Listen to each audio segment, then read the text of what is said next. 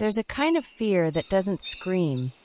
It just stands there on your doorstep looking exactly like the man you buried 2 years ago. That night, I made tea for one, lit a candle, and sat in silence, the same silence I'd been surviving for 2 years.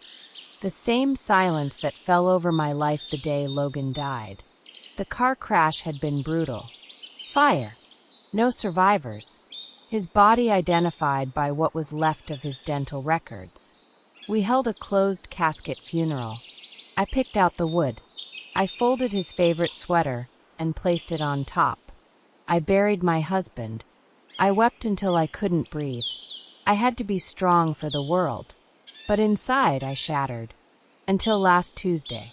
It was raining. I had just finished writing in my grief journal. And then the doorbell rang.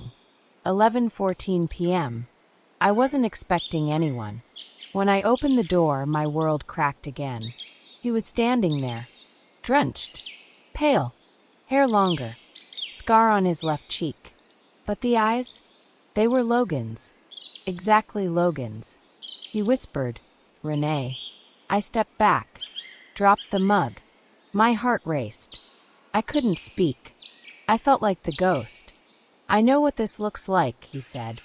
"But I had to disappear to protect you." We sat in the living room.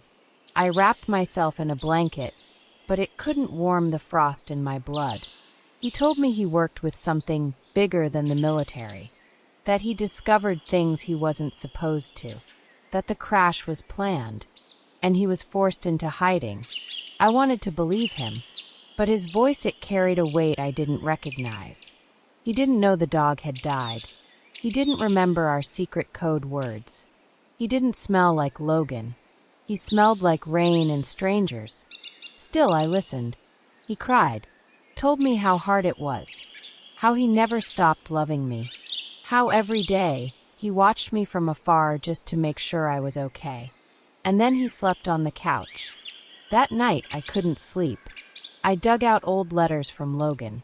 His handwriting was delicate, a left-leaning script.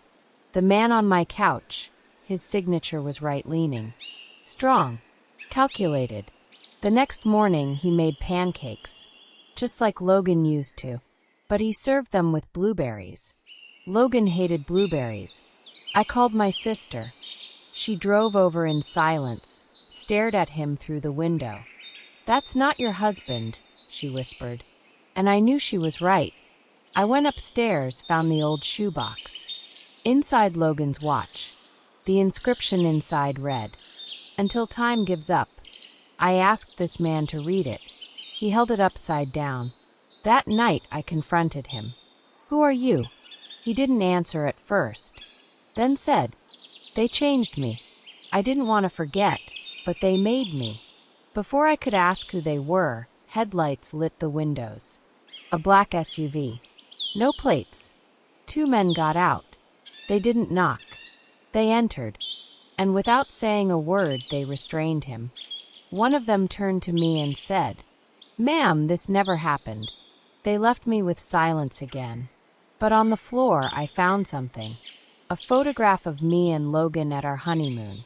But my face scratched out. Since that night, I haven't told anyone. The police said it was stress, grief, hallucination. But then last week, same time, same day, the doorbell rang again. Sometimes what you bury doesn't stay buried, and not every return is a blessing. If this happened to you, would you let him in? Comment below with what you'd do if someone you buried came back. Smash that like button if this story gave you chills. Subscribe for more unsettling love stories, tragic truths, and emotional twists every day here on Myth TV. And don't forget to hit the notification bell because tomorrow's story will leave you breathless.